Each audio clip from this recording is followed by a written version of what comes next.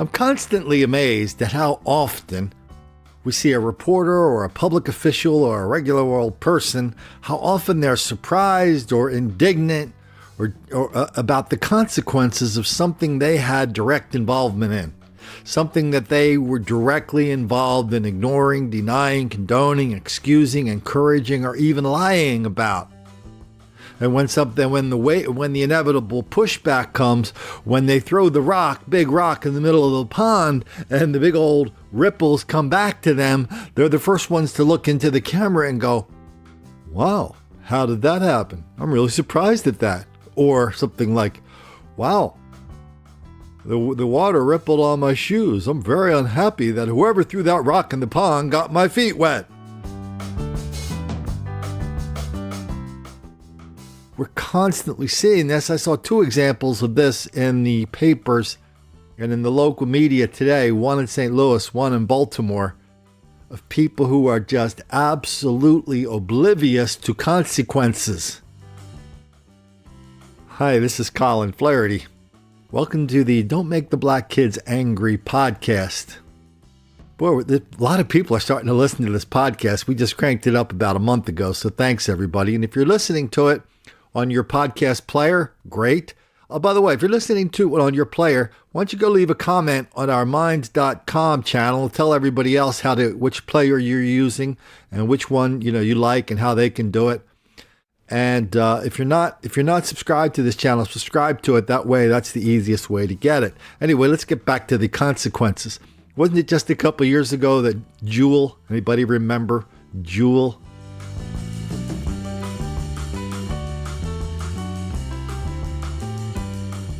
The singer. Boy, she had a very nice voice.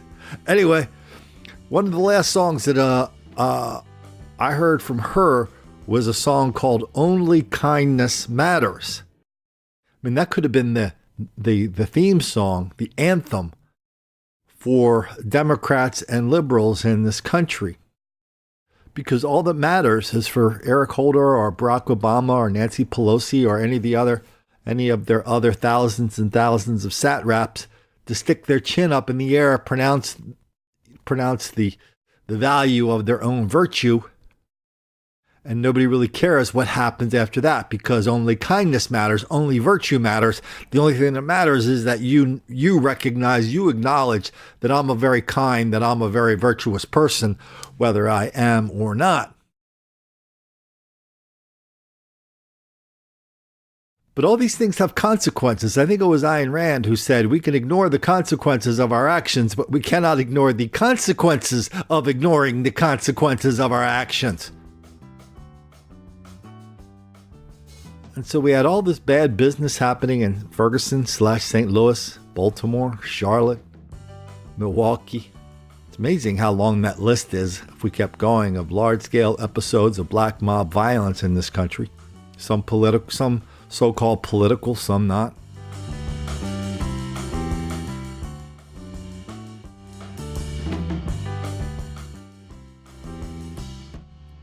It's amazing when it happened how many of the reporters were sitting there. They couldn't really make up their mind, could they? How many were saying, on one hand, well, these protests were largely peaceful, Colin. Then the other hand, we'd have the reporter. Sometimes it was the same reporter in the same breath saying, well, this rage is absolutely justified because it's a result of lots of black people unhappy when the cops catch them committing a crime. That's not exactly what they said, but that's the translation. So it's either A, it didn't happen, or B, it's justified. Either way, largely peaceful. The protests were largely peaceful. God, I mean, we heard that every single time. We heard that in Baltimore, heard it in St. Louis, Charlotte, Milwaukee. Largely peaceful, Colin. Isn't it weird? People on national TV tell us something that isn't true, and then they just keep doing it over and over and over. I mean, the consequences of that for their ratings are pretty consequential. But I was actually thinking about the violence itself. People think that violence has no consequences. It just happened, and then we can all go back to whatever the heck we were doing before this large-scale episode of black mob violence over many days hit your city. It's like, oh yeah, now we got that out of our system. We blew off some steam. Now let's go back and attract some jobs so all the kids can get back to work, because we know the only reason they're rioting is because they cannot get jobs. Capiche? Man, when I think of Ferguson, I mean, we're going to talk in a minute how the ripples from that rock being thrown in the middle of the pond are still rippling to this day. But let's just take a little reminder of what the environment was there with this couple of these sound bites. I said I'm tired of being peaceful and tired of being calm. You know, they've been going to war on us for over 400 years. So, hey, I ain't peaceful. I ain't no protest. I'm violent. Burn this motherfucker out! Burn this bitch down! Give me the money! Give me the money! Burn this bitch down! Burn this bitch down! Burn this bitch down! I think a lot of people probably remember that last one with the stepdad, Michael Brown's stepdad. It's never clear to me. I guess it's not even important, but for some reason, it's important to me. It's not clear to me whether he was actually the stepdad or he was just Michael Brown's mom's latest squeeze. I mean, is there an actual marriage certificate saying, did he actually get down on his hands, on his knees, on bended knee and go, Mrs. Brown, would you please marry me? I don't know. Maybe he did. If he did, that would be the exception. Anyway, that's kind of a tangent. And so this went on for days and days and days, right? All this incredible level of violence. And I mean, the point of all the violence was, at least nominally, I mean, people said, well, we want that cop, Darren Wilson, we want him in jail. Everybody did everything they could to put that guy in prison. Boy, you had the people locally going, yeah, he's a murderer. We got to kill him. Michael Brown, hands up, don't shoot. A lie. I mean, the district attorney in St. Louis, good Lord, they would have put that guy in the slammer had they had even a tiny glimmer of a conviction. Couldn't do it. State people in the state of Missouri, same thing. It's like, yeah, if we found them, if we found just a tiny, tiny little way into this case, we would have gone in there and busted Officer Darren Wilson for martyring Michael Brown, St. Michael Brown of Ferguson, for no reason whatsoever other than the fact that he was black. But every step along the way, there's always somebody going, listen, we could probably do this, but if it did, we get the wrong judge, it's going to end our legal careers, because judges don't really like it if you bring cases in front of them without any evidence. No, they don't like that one bit.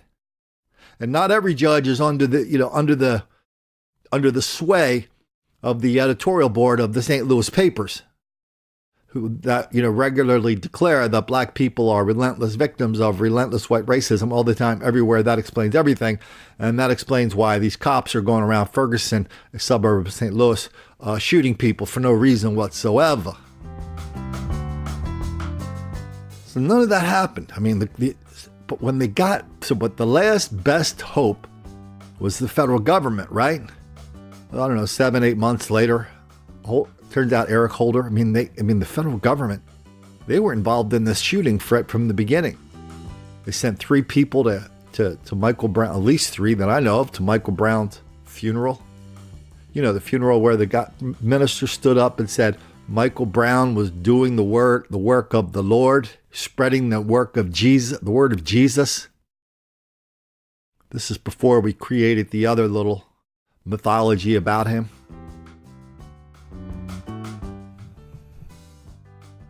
I mean, this was at the same time the Department of Justice was sending out people from their so-called their community organizers. When something like this happened, the community organizers used to go into the community, kind of tamp people down instead of rioting. What the idea was, well, if we show you how to do peaceful protest and how to work your way on the local authorities, you won't need to go around burning any towns, right? Kind of weird. I used to kind of have a stopwatch on these riots, whether it was St. Louis, Milwaukee, Baltimore, Charlotte, wherever. And it's always the same. It's like, okay, there's the shooting. There's the couple of local people going, oh yeah, he was killed for no reason whatsoever. Then I can just imagine the people in Washington, D.C., inside the Department of Justice, these community organizers. I could see them having a meeting. I can see them all deciding. I can see them calling the travel agent going, oh yeah, we could be on a plane tomorrow. Yeah, so we'll hit the ground tomorrow, be in our hotel tomorrow night, and we'll be ready to rock, a couple days from now. I mean, it's almost like clockwork. The riots never started until those clowns showed up. I mean, that's exactly what happened in Milwaukee. But despite all the interest of the Department of Justice at the funeral, which was supposed to send these people send signals to each other, right? Sending a bunch of people to the funeral, sending the organizers down there. That was supposed to send a message to prosecutors all over the country that, listen, you have to do whatever you can to get that cop. Even that didn't work. Because the feds, after an 7-8 month investigation, Eric Holder came out to much fanfare, to much anticipation. He had a big press conference in Washington, D.C. Does anybody remember that? Well, he came out and he said, well, hey, if I have this is Colin's translation. We're going to hear from Eric Holder in a minute. If I had my way, we'd string up Officer Darren Wilson right now for shooting Michael Brown for no reason whatsoever, but for some reason we can't get any lawyers and judges to actually agree that's what actually happened. But it doesn't really matter what happened, right? Because only kindness matters, only virtue matters, only me standing up here and saying that matters. Boy, what an unfair world.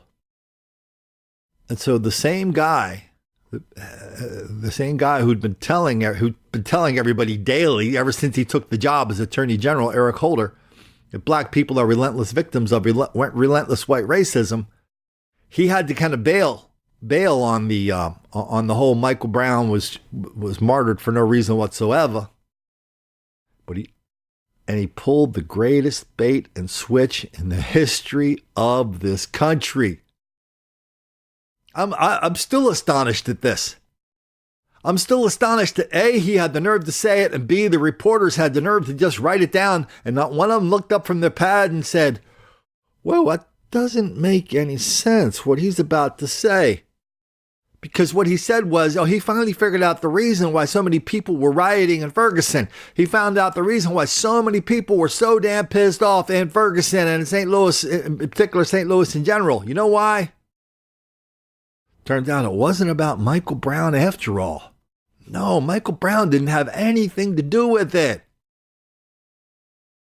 It was all about traffic tickets. Now, a possible explanation for this discrepancy was uncovered during the course of our second federal investigation, conducted by the Civil Rights Division to determine whether Ferguson police officials have engaged in a widespread pattern or practice of violations of the United States Constitution or federal law.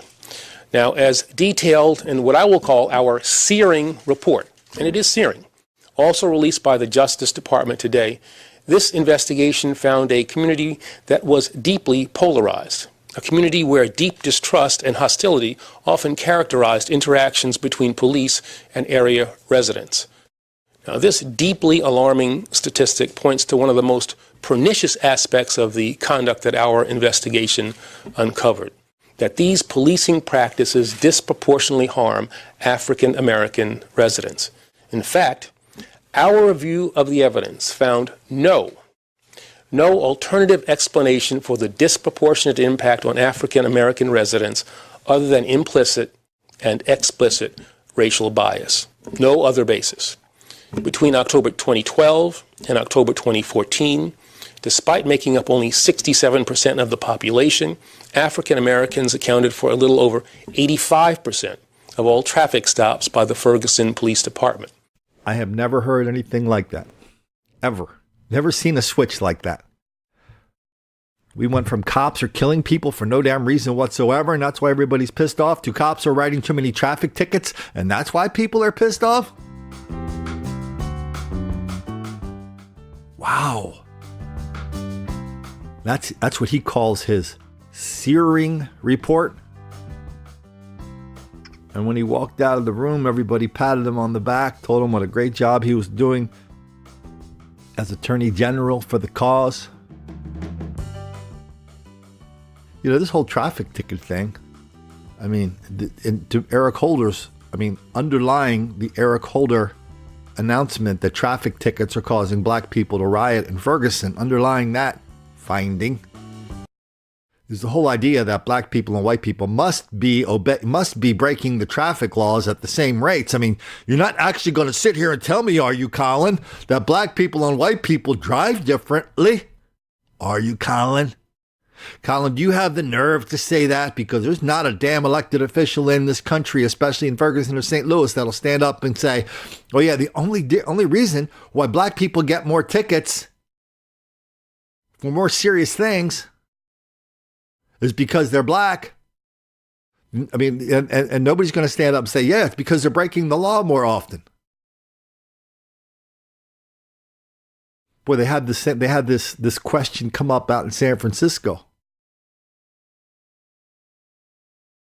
That's a thing in California now. When you see a thing, these things very, very, very rarely happen because something just spontaneously happened. No, the thing now is that we've criminalizing poor people by making them pay traffic tickets. That's a thing.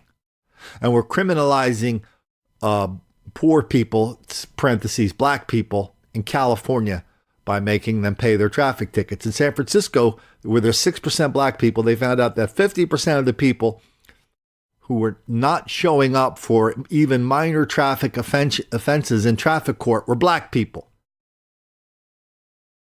The supervisors of San Francisco, the county supervisors, the city councilmen, same group, they immediately knew why. That somehow this racial disparity was only because one reason only, white racism. They couldn't quite figure out what it was other than the disparity means white racism. I mean, the guys were going, yes, Colin, we have to do better. I mean, why do black people get more traffic tickets? Are cops picking on them? You go to any university in America and there's a professor working on a study going, yes, after doing 37 multivariate linear regressions, we have determined there's a 1% difference in the way cops approach a black people versus the way they approach a white people. And that explains why 50% of black people do not show up for their failure to appear tickets in San Francisco. Everybody pats this guy on the back and says, hey, can we give you a lot more money for another grant because you're a genius? I mean, this is all up and down the state. In my own little town of Wilmington, Delaware, they've got these traffic lights, the kind Eric Holder was just talking about, where people actually try to raise money from their traffic tickets and their parking tickets. That has a disproportionate effect on black people. Well, in Wilmington, Delaware, it turns out the people who were getting caught on these red light cameras, it was like almost everybody was black. I mean, the town's 65% black now, so it's not that much of a stretch, even if it's a little bit out of proportion. The local newspaper actually wrote an editorial, which I will never forget, where they identified the problem, which was racist cameras. How often when we talk about this whole business of violence and denial, how often does reality meet parody? How often does something that seems comical and parody turn out to be true?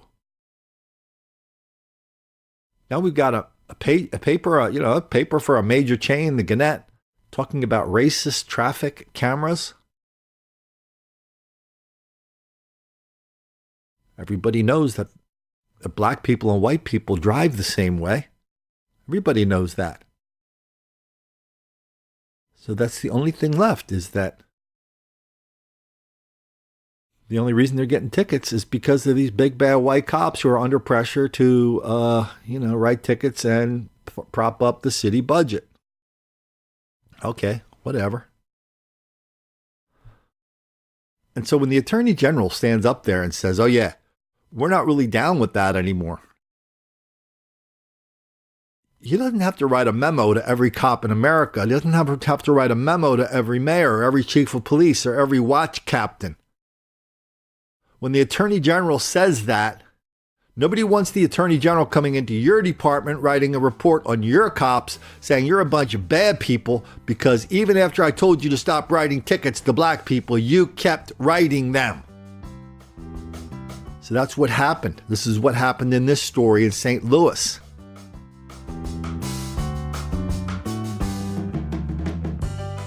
Cops just don't write tickets anymore in that part of town. What do you suppose happened?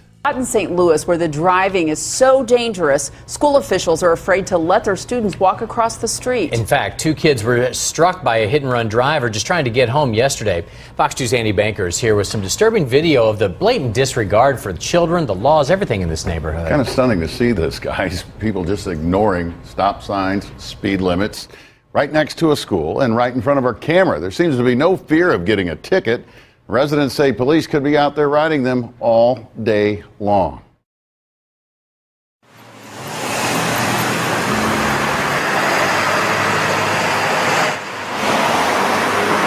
I mean, it was just shoot across Euclid. And this right in the school zone, right in front of the Northside Community Charter Elementary School. Police say 2 10-year-old children were struck by a hit-and-run driver getting off of their bus after school yesterday.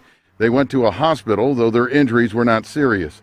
They were not Northside Community School students, but school staffers helped them until EMS arrived.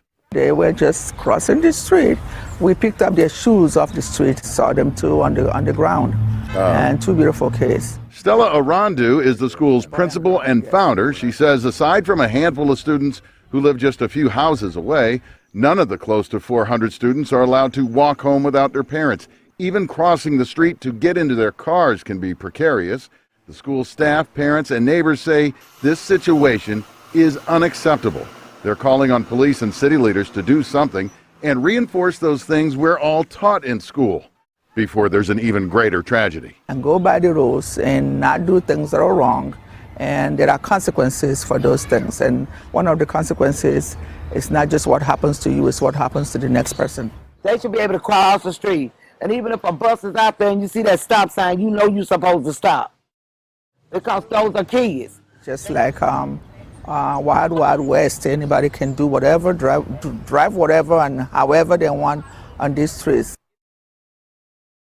The 2 children are expected to be okay. Witnesses say that hit-and-run driver abandoned the car and ran off. Police say he remains at large tonight. They also say they are increasing enforcement in the area, but neighbors and school officials say they haven't seen it, and obviously there was none going on when our camera was out Unbelievable. That They is didn't even slow down. Some of those cars you caught didn't even slow down for there. the And it stop seems sign. like it's about 50-50. I'm not exaggerating. I mean, just boom, boom, boom. Wow. Like stop signs aren't even there. That's a mess. All right, thanks, Andy.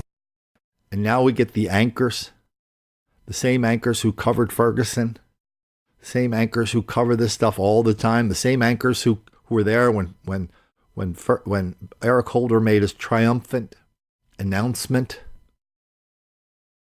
that he finally figured out that writing traffic tickets is the cause of all this racial unrest. And so cops stopped writing traffic ticket and kids start getting hit by cars and people just start blowing through stop signs.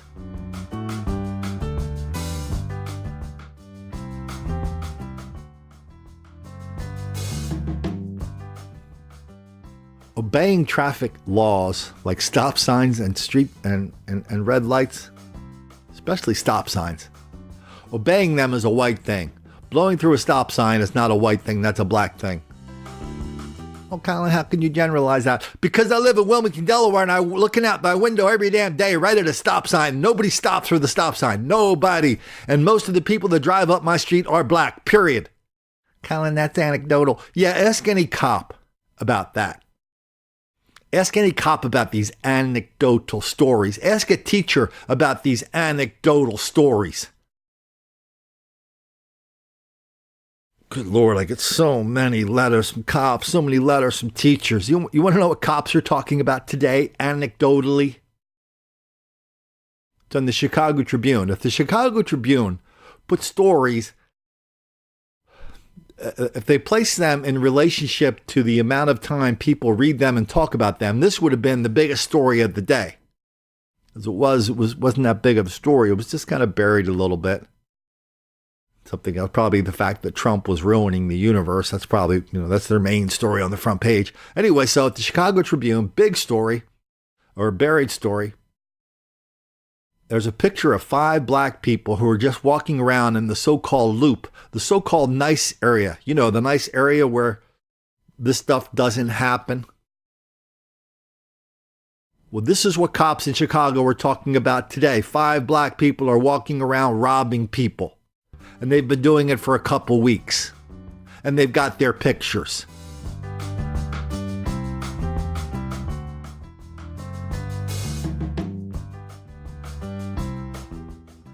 It was just,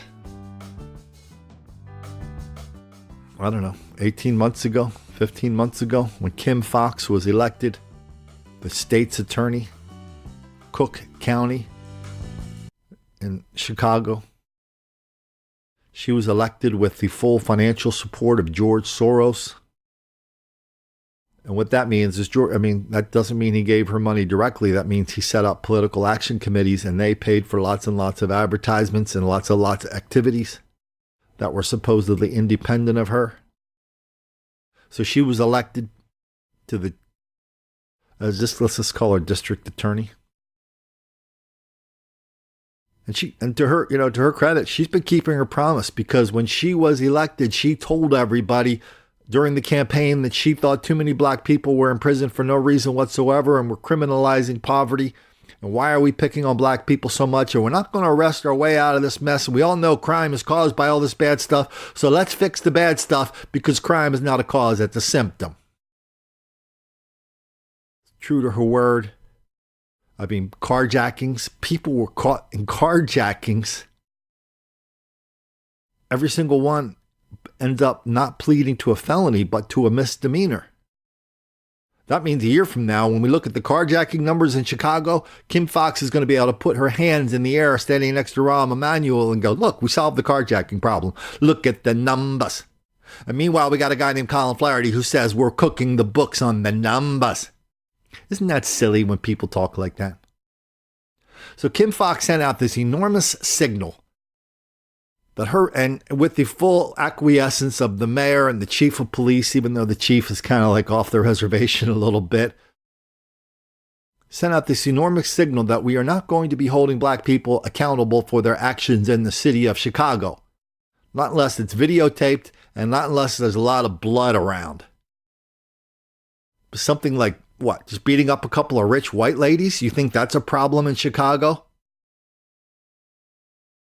Really? You think that's a problem? Nobody gives a damn if a bunch of black people walk around beating up rich white chicks in Chicago. Sorry to break the bad news to you. Because if they gave a damn, those guys would still be in jail. They wouldn't even be on the streets. They'd be in jail now. Because every time they catch somebody like that, they have a record from here to your street corner. All the same. Guns, drugs, money, bitches, violence, robbery. Developing this morning, a warning for CTA riders. You really need to watch yourself while changing red and blue lines. Fox 32's Tia Ewing live this morning with where crooks are targeting riders during the day. Tia. Well, Kristen and Natalie, we are in the 200 block of South Dearborn, right at the Monroe entrance, right here into the subway tunnels for the CTA. What I can tell you is that it happened right down these stairs. It was the evening of Valentine's Day. That's the last time one of these crimes took place. Let's show you this. Chicago police want you to be on high alert. These are surveillance images released of just 4 of the 5 men that police are looking for. And what is absolutely crazy about this, 2 of those robberies took place at the height of rush hour between 7 a.m. and 9:15 in the morning in the pedestrian tunnels between the CTA red and blue line trains. The men surround the victims while showing a handgun, hit and kick them, and then take off with their possessions. The first crime took place in the area of the 100 block of South State. Now, last week there was an incident on the 200 block of South State Street as well, and there was an incident right in the area that we are in right now. I met Diane this morning. She catches the blue line and says more police presence is needed. Don't have no protection at all. No protection at all. Once in a while we say those canines, but it is about it. Yeah. Nothing. And most passengers that I spoke with this morning, Diane being one of them, saying that their cell phones don't work when they're down there. So that's a problem. If they are surrounded, who to call for help? That's one of the issues. Chicago police, they are releasing some information on what you can do if you do find yourself in this situation. They say, first of all, always be aware of your surroundings. And secondly, to make sure that you don't lag behind and you try to stay with a group when you are down there. And if something does happen and you can come up, make sure as soon as you get on ground, like in this area, that you dial 911. They bring them in, and now the same reaction they used to get from the public defenders, now they get from the prosecutors. It's like, oh man, why? I'm sorry, young man. Why did you feel the need to beat up those old white ladies, or why did you feel the need to beat up all those gay people in Boys Town, or why did you feel the need to beat up to attack all those people over near Wrigleyville in Chicago? Why did you feel the need to do that? You weren't feeling good that day? Okay. Would it be okay if we put you on probation? We'd rather you didn't do that. But I want you to know that while you were on probation, or while we let you out without bail, we want you to know that we're going to be doing our best to cure poverty and education, deficiencies in education and healthcare. I'm not kidding. This is what the district attorney of Chicago is saying now. And now, just the other day, we did a video of a cop, 61-year-old cop, well-respected, well-liked. He was helping some of his officers. He was on the scene of a crime, helping some of his officers. Black guy turns out, takes out a gun, shoots him dead, shoots him 7 times, and kills him. Here's the punchline. He's in the jail. He's in the Cook County Jail. He's walking past the holding cell, and a bunch of inmates, only the ones we saw, this happened in other parts of the jail too, inmates were cheering his arrival. They were cheering and clapping on video. So we're talking about consequences. So what are the consequences of this anti-cop, cops are racist mentality that is now firmly implanted in the DNA of the district attorney and in the DNA of the mayor of Chicago? What are the consequences of that? The consequences are everybody thinks crime is okay, or they won't get caught, or if they do get caught, nothing is really going to happen to them. And they're right. That's the way they're rolling in Chicago.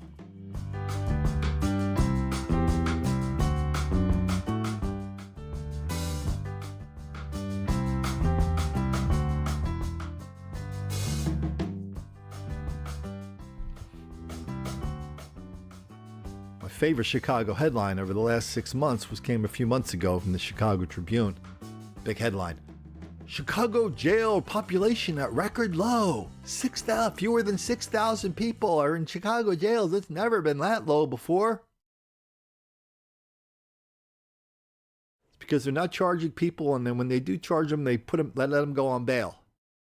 I guess Kim Foxx has never heard, and the mayor and have never heard of a little thing called witness intimidation. Commit a crime and you're back on the street just in time to go to that person's house and say, you and your fellas, to say, if you do that, if you don't develop a case of amnesia real quick, you're going to develop a case of lead poisoning.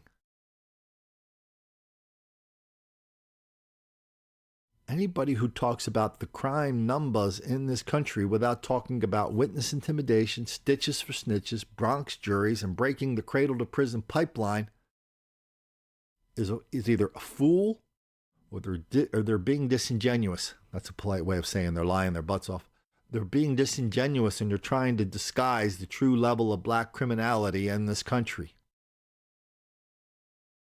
We just again, it's all about it's like consequences. Wow, we're arresting fewer people. Wow, we're putting fewer people in jail. Does that have any consequences? No, Colin, it's a good thing.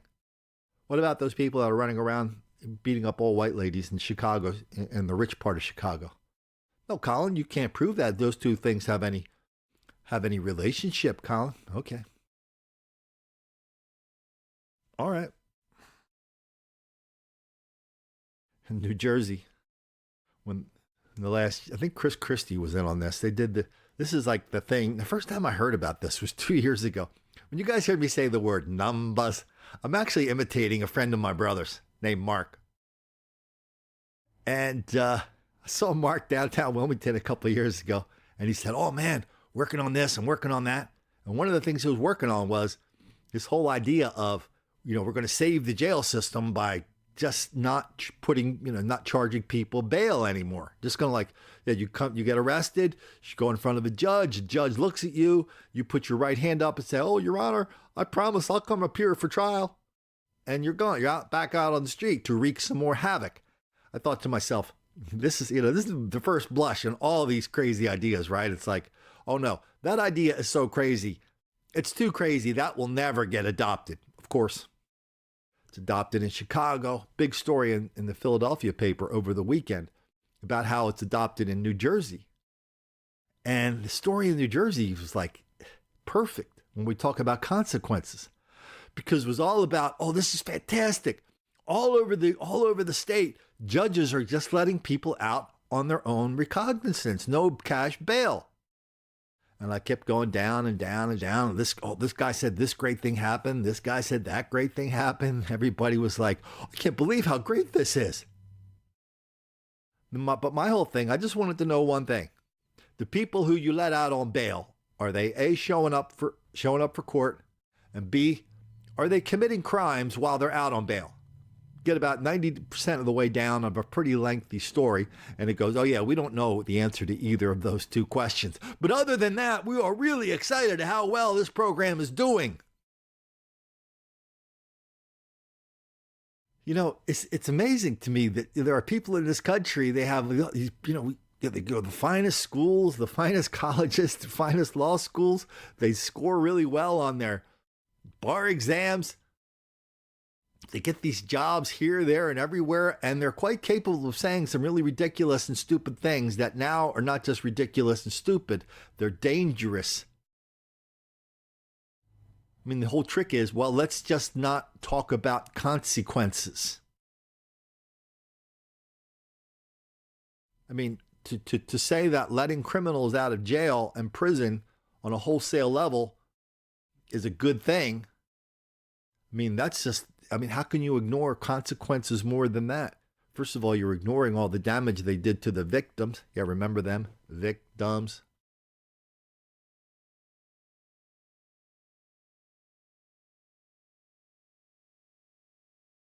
Ignore that. Ignore the consequences of that.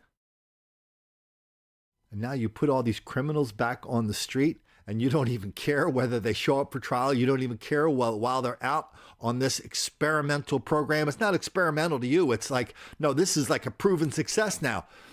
And you don't even care if you put these criminals back on the street, whether they're committing crime again. It doesn't have anything to do with anything. And then you look at us and say, well, Colin, you cannot prove anything you said. Oh, come on, we don't. Oh, man. Do we really have to prove 2 + 2 is 4? Okay, watch me carefully. I got 2 fingers here, 2 fingers there. 1, 2, 3, 4. That's 4 fingers. Capiche? Well, Colin, we don't really know if we catch criminals and if we catch them listen, Colin, just because we catch somebody committing something 10 times, we don't have any proof that they're going to commit something on 11th time. No, everything you have is just speculation and conjecture. Well, this much isn't speculation or conjecture. When you let somebody out of jail and prison prematurely, when you give them the message that no matter what they do, they are going to be back on the streets, just like we used to see in those bad 70s TV shows where the cop arrests somebody and the guy looks the cop in the face and says, "Fuzz, I'll be back on the streets before you even, off duty tonight." I mean, didn't we think that was kind of like done with? No, it's back. And so here's what's not conjecture. The people doing all this damage, no, I'm talking about the people who actually let the criminals loose without bail. This isn't conjecture. We know they're not living in the hoods where these criminals are. We know they're not. We know their kids aren't going to school in those hoods. We know they're not going to church in those hoods. They're not going to get something to eat in those hoods. We know they're not picking up a basketball and driving down to that part of the world where the criminals are all walking around. By the way, it's amazing how many parks are kind of empty now. I mean, parks are just now recognized as a public space that is often unusable because of the amount of black crime and violence in a lot of parks. So parks are no-go zones for people that live near the park with kids. It's like, no, you can't go there. No, stay on the porch. Stay in the backyard. No, you can't go to the park. Well, Colin, we can't arrest our way out of this mess. Well, you caused the mess in the first place by pretending it wasn't happening. Now, all of a sudden, we have a mess on our hands, and the only solution we have, which is to arrest our way out of this mess, you say, oh, no, we can't do that, Colin, because that would have too many consequences. Well, when did you discover the whole idea of consequences? Well, Colin, only kindness matters. Don't you listen to Jewel, Colin? Yeah, I listen to Jewel. Listen to the music, not the words. But unfortunately, I do listen to the words. When you listen to the words of that song, well, it just captures perfectly something that is very, very dangerous. I know, it's like, Jewel? Colin, are you saying Jewel is dangerous? Oh, absolutely. People who follow that philosophy are the most dangerous people on the planet. Only kindness matters, Colin. And sticking somebody in jail for bonking some old lady over the head and raping her, yeah, even though I just did the video on that today of two people that happened to, two old ladies that got raped by black people. Well, Colin, that's not very kind to stick those guys in jail, is it? Cary police are looking for a man they say is armed and dangerous. Authorities have warrants out for 35-year-old Antoine Lamar Dennis. He's accused of breaking into a senior living home and sexually assaulting an older woman over the weekend. Gloria Rodriguez is live in Cary. Gloria, we never expect our loved ones in assisted living to be targeted like this. Yes, it's just horrible, John. And Cary police say they are aggressively looking for the suspect. They say he may have a gun, and they're urging anybody who has seen him to contact authorities immediately. We have a picture of that man that police are looking for. He is Antoine Davis, and police say they found a surveillance image of Dennis at a nearby retail store. Cary police believe he broke into an elderly woman's home and raped her. Police say he also took off with cash. This happened after midnight Saturday at Woodland Terrace. That's a senior citizen community. The property manager says he's taking extra steps to secure the neighborhood, restricting entry to the building, changing access codes, and adding another security guard. And residents are reacting to what happened in their community. I was surprised, very surprised. Goodness, well, I'm going to lock my door for sure. I think I will arm myself with some pepper spray, maybe. You can imagine how scary this is for residents. Now, police want to remind everybody to always lock your doors, lock your windows. And of course, if you have seen that man, contact Cary police. Yeah, you're right. It's probably not very kind. I don't even care. Because kindness might be the only thing that doesn't matter when we're talking about your personal safety and the safety of your family. And we're talking about how these reporters are completely misreporting the level, intensity, and pathology of black criminality and violence in this country. No, kindness doesn't have anything to do with anything. Consequences do. And so not one reporter in St. Louis could have figured it out when we stopped writing tickets that people are going to die because of that.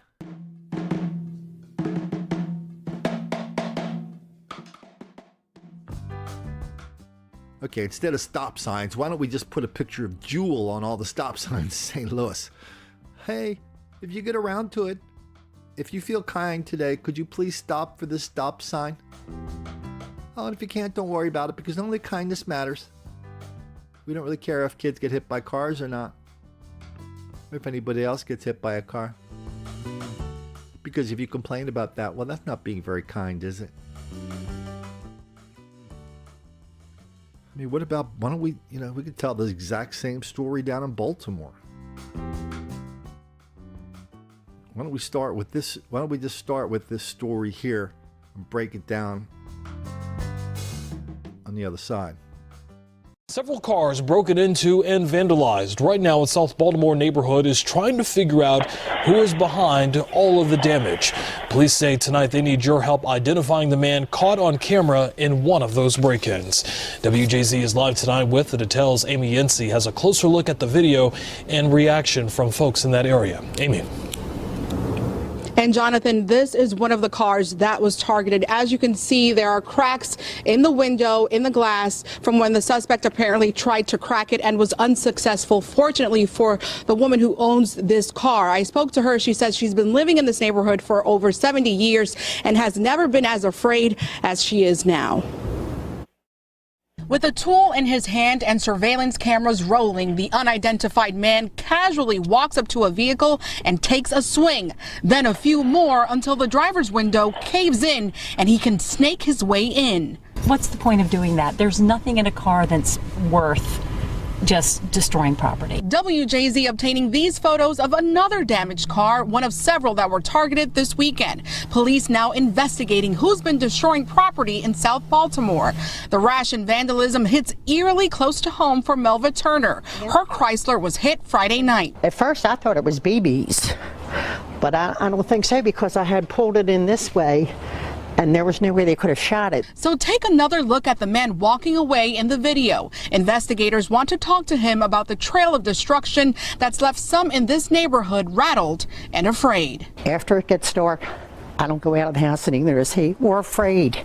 And I've lived in this neighborhood 71 years, and I never thought I'd see the day I'd be afraid to walk out my front door. Never.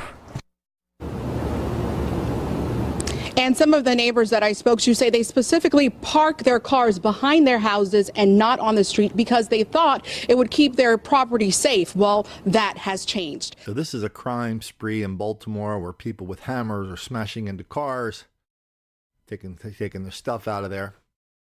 And then the other side of that, the reporters find people who are the victims and they go, wow, I can't really believe that happened here. They found the older lady that said, I've been living here for 71 years. I never thought I'd be worried about the day I couldn't walk outside of my own house. So this is Baltimore. Are you not reading your own newspapers? Are you not listening to your neighbors talking? Are you not watching people move out of your own neighborhood? Are you in total denial, deceit, and delusion about the level of violence in Baltimore? You didn't hear the conductor of the Baltimore Symphony when she was in Europe. They said, hey, what's up with Baltimore? She goes, well, I support black violence in Baltimore because that's the only way black people are going to be heard. You don't know anything about the black music, which glorifies violence against white people, which glorifies criminality, which glorifies murder. Oh, Colin, you're overstating it. You ever hear of Meek Mill? Meek Mill, we talked about this a little, but I still can't get over it.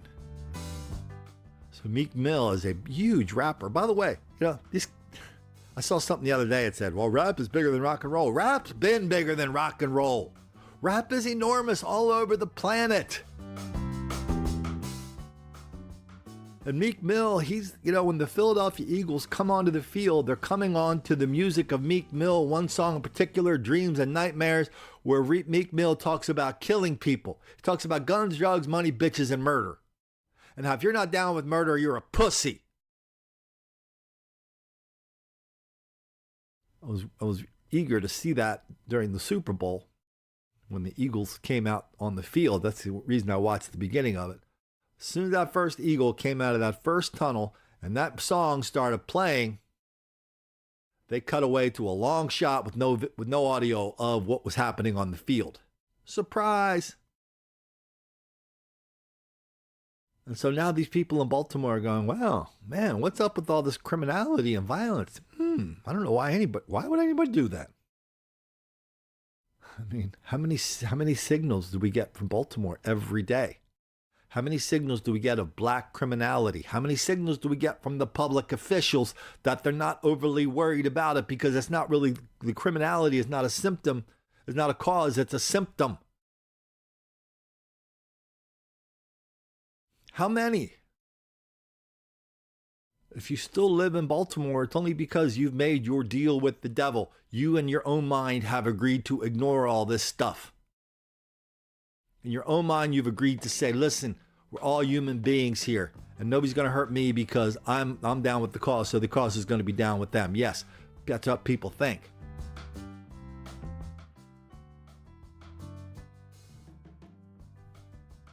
And now we get reporters putting microphone in people's faces and going, wow, aren't you kind of surprised that this is coming to your neighborhood? Oh, yes, Colin, I'm absolutely surprised. Can't believe how somebody would do this in Baltimore. Good Lord, a town where the mayor gives people space to destroy, a town where 150 cops go to the hospital because of a black race riot? Does anybody even kind of doubt that was a black thing? Because black people don't doubt it. They're proud of it. It's not a riot. It was an uprising. It was an uprising to protest all the way the white people have been keeping Baltimore down for so long, even though black people have been running Baltimore for so long. Now we've got a new mayor in there. I mean, she'd been fired. She fired the chief of police. She didn't like the way he was doing his job. There's no difference in this mayor and the last mayor. There's no difference, this chief of police and the last chief of police. There's only one requirement to be the chief of police. Every time you see a bad thing happen, this is every city in the country. You stand up and pretend you're surprised at it. And you say, it's never going to happen again, not on my watch. And you know darn well it's going to happen within the next 12 hours. And when it happens again in 12 hours, you have to go in front of the cameras and tell people, not on my watch. And not one reporter, and one thing you know for sure, nobody's going to bust you on it. Nobody's going to say, hey, you just said that 12 hours ago and 24 hours ago, 36 hours ago. You said we were going to, start doing something. Nobody goes to the judges and say, yeah, why do you keep letting people out of prison? If they're accused of really violent, nasty business and they have a rap sheet a couple of feet long, why do you do that? I mean, we already know why they do that. They tell us why they do that. We're not listening. They tell us black criminality is caused by white racism and they're not going to be a part of we don't need to put another young black person in prison for no damn reason whatsoever.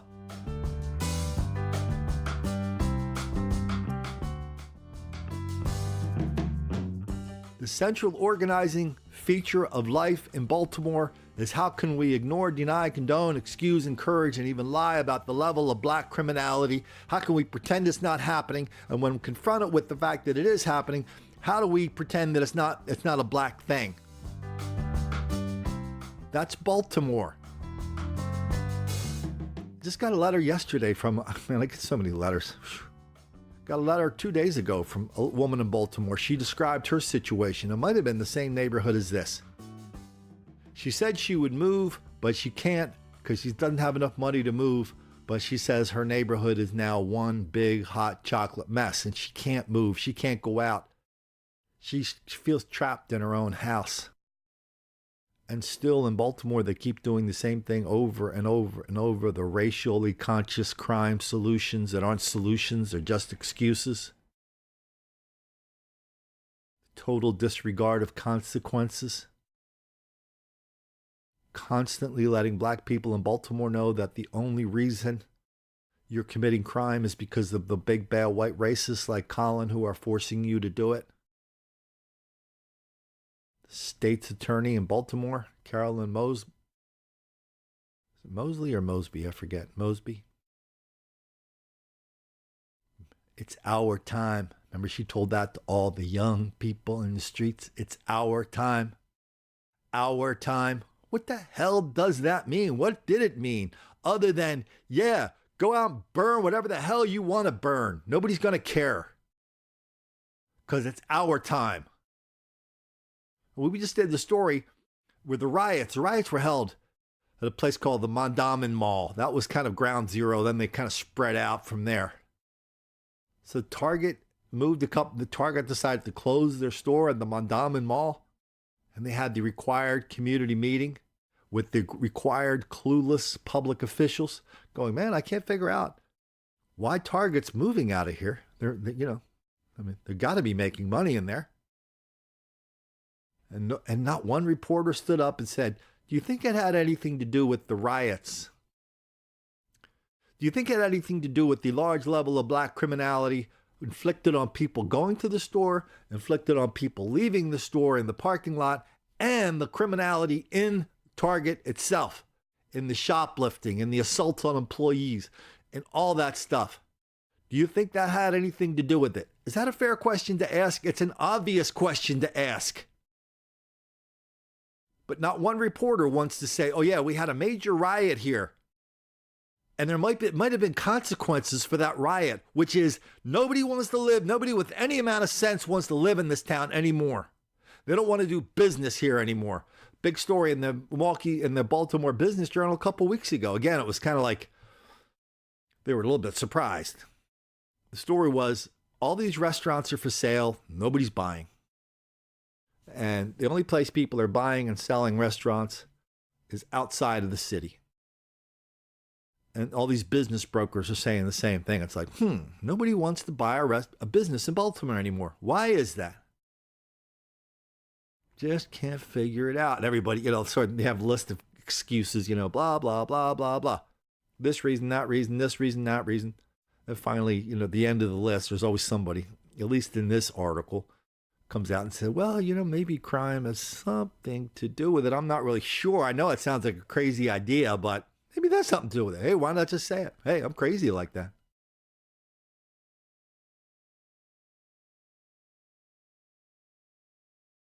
I mean, there are no consequences for sitting back and letting 100 and abandoning 150. They abandoned more than this.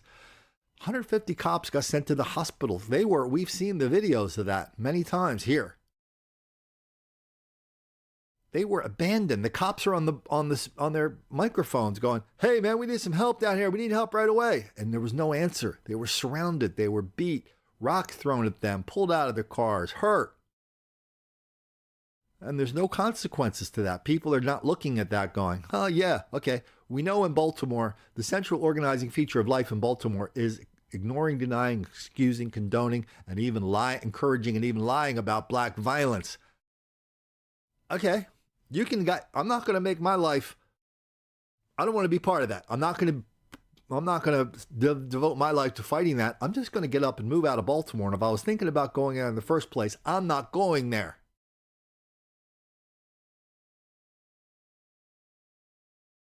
And so at this point, the people in Baltimore, if they decide to ignore the consequences of this enormous level of criminality that they have allowed to exist in their city, at this point, they're not victims anymore. They become willing volunteers. And so I'm sorry for that lady and all those people that got their car broken into on video. But please don't come back at us and say you're surprised. Please don't come back to us and say that never happened to you. Please don't come back and say you've never heard this in 71 years in Baltimore, when for the last 71 years in Baltimore, you've been hearing nothing but that, but you keep ignoring it. You keep shushing it away. If you're at a family dinner and somebody says, yeah, I just got my car broken into third time this week, and I think it might have been the black people that, do this in our neighborhood all the time. You're the one going, oh no, we're not going to discuss that at our dinner table tonight. No. Can't we just leave politics at home tonight? And isn't it great how that black people celebrate Kwanzaa?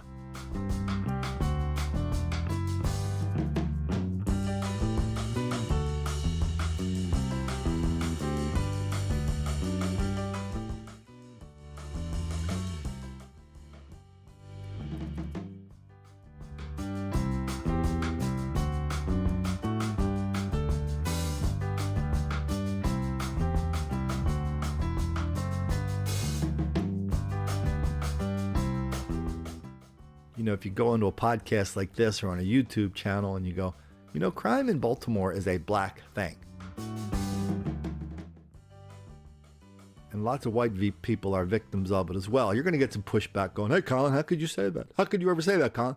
But here's when it goes from being just Colin saying it to everybody in Baltimore saying it. When it comes time to hand out federal money to solve the problem of black criminality, then it's like, oh yes, I need a whole bunch of money because crime in Baltimore is a black thing, and we have to offer some black solutions. That's why we're going to give the money to people like charities that have the word black in them, because we know we have to save the black kids. So you're going to give us a bunch of money, and we're going to go explain to the black kids very patiently. We're going to tell the parent first. We're going to tell the parents how to instruct the kids in the talk. Remember, cops are racist people, and if you walk out of your house in a black neighborhood and you see a cop, chances are he's looking to shoot someone just like you. So if you see a cop, especially a white cop, running down coming at you or riding up the street, make sure you go find the nearest gang member and ask him for help, because black people don't have anything to fear from other black people. Black children don't have anything to fear from other black people. I mean, that's really, you know, all these stories in Hollywood, they call it the backstory, right? It's the story they tell each other that's the logical consequence and helps you build the big story, but you never really see the backstory. You just, everybody involved in it kind of knows. Like, for example, you see a character walk on the stage and in the actor's mind and in the director's mind and the writer's mind, that person has a very long and powerful and detailed backstory about where he grew up, where he went to college, what kind of mannerisms he had. Is he lower class, middle class, upper class? What kind of mom and dad he had? And all these things combine to create a character. Well, these programs have the same kind of backstory. And the news story, the programs and the news stories have different backstories, right? The news story is like, wow, we've never heard of anything like this before in Baltimore. No, we don't know what that whole crime. Is there crime in Baltimore? We have to check the numbers. Okay. Then finally, when the crime gets so right in everybody's face that even they can't have a hard time denying it, that's when it does become a black thing, when people stick their tin cups out and goes, yes, I'm with the Black Charities of Baltimore. Could you stick some coins in my cup so we can go solve the crime problem by reminding the parents and the children that black people are victims of white racism? That's why they're committing crime. Wow, that doesn't work, does it? Everything you're doing in Baltimore to solve crime, what if... Okay, I'm going to tell you the truth. Let's use a hypothetical. What if everything in Baltimore you're doing to solve crime makes it worse? What if? Why don't we remove the what if? Because that's the story of Baltimore. That's the story of Chicago. That's the story of a lot of places that are basically run by a one-party system dominated by black people who are convinced that the only reason black people commit crimes is white racism. That's what we saw in St. Louis and Ferguson. That's what we see in San Francisco. See that in Baltimore, Chicago. It's a long list. It's a long list of places, you hear about gun-free zones. These are consequence-free zones. And one thing about consequence-free zones that make, that is like, that's really a good thing that makes everybody really, really happy, is that consequence-free zones never make the black kids angry.